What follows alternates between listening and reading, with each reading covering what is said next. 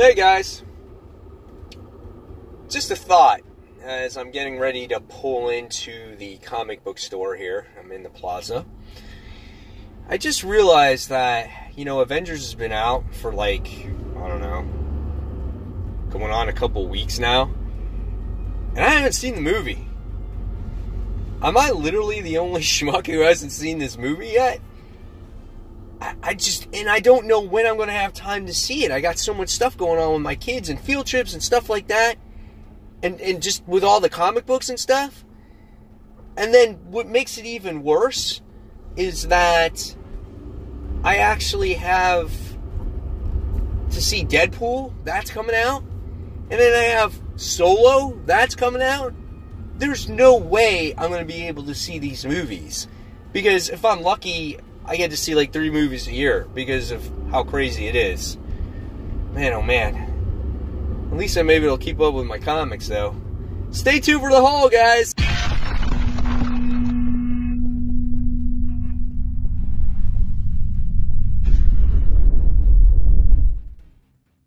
Hey, comic book fans, welcome back to Comic Book Corner 2.0. And fans, you're back with me, Mike Spider Slayer, getting ready to do Spider Slayer's haul. Episode number 316, I think. Don't hold me to it.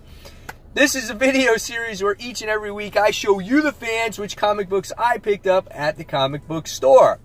And let's just say that this is the first haul, I think, in my brand new car. I'm not 100% sure.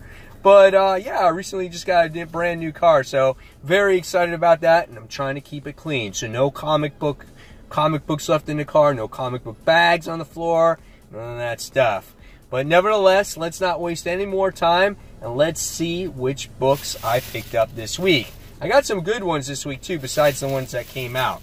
White bag. I don't think they have any more black bags. I should sell them back, my black bags, to keep it more of a mystery. But anyway, here we go. Bags are coming out with the comic there. It's on the seat. I'll pick it up when I, put this stuff away. Anyway, first things first. Guess whose wedding I've been invited to? That's right. Were you guys special like me? I got my special invitation.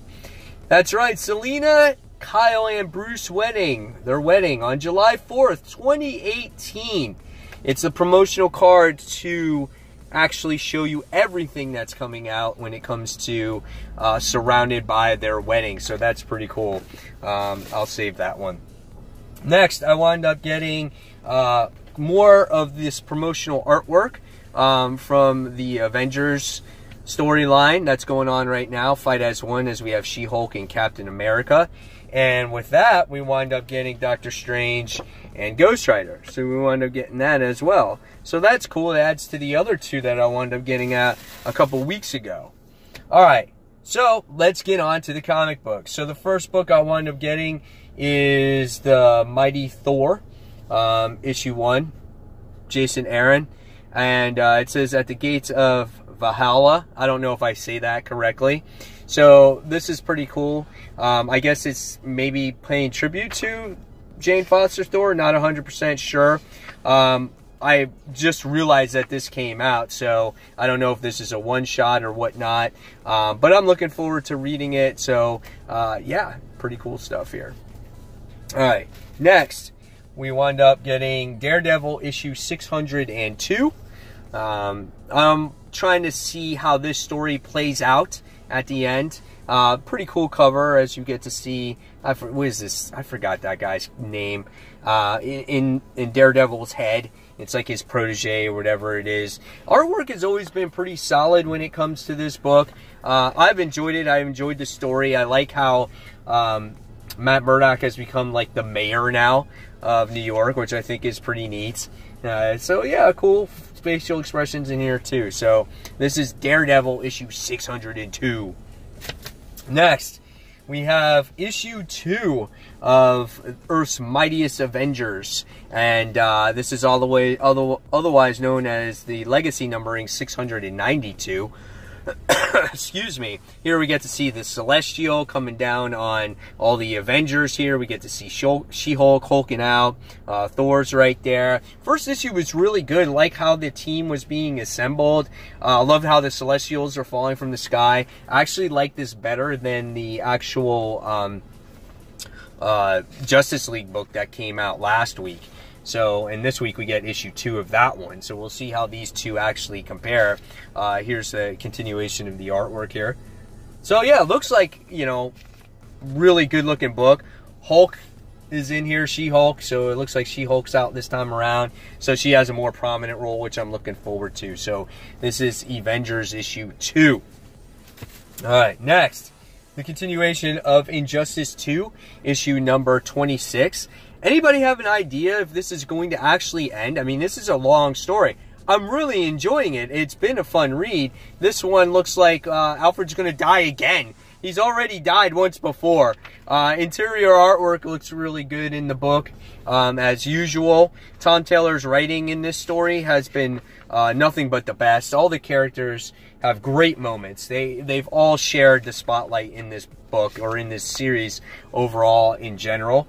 So yeah, great stuff here. So this is Injustice 2, issue 26.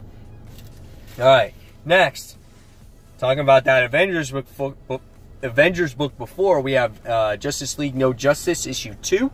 This is issue 2 of 4, as we get to see our heroes now do battle against these Titan god things that are just like Celestials. I mean, this is a pure, you know, copy of it. I don't know if it's a copy, but it's very similar in many ways, except these creatures are on Brainiac's world, and Brainiac was like basically killed in the last issue, but I'm sure he'll be back. So here we get to see some Superman stuff.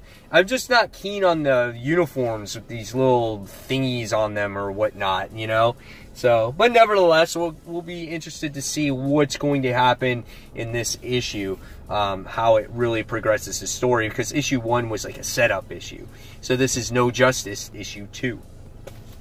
All right, next is Damage, issue 5. This continues this story as he battles Poison Ivy this time around. Nice opening page artwork, as you get to see in here. And if Ivy's in a book, she's always a nice treat, right? I actually did a review on this book because I read it earlier digitally. So if you guys want to check that out, that will be going up actually at 1 p.m. this afternoon. So go ahead and check that out. So cool artwork in here. So I like Damage. Not the best book in the world, but it is a good read. It will be different to see once DC raises all their prices on their books to $3.99 if it hangs around. All right, next from DC, this is Batman issue 47. This is the conclusion to the story arc otherwise known as The Gift. Here we get to see Booster doing battle with Bruce, and he's like, "For my parents to live, I must kill Booster Gold." So that's what's going on in this particular issue. We get to see Booster. He's got all this beard and long hair. He's been held captive, it looks like, from Batman for a while.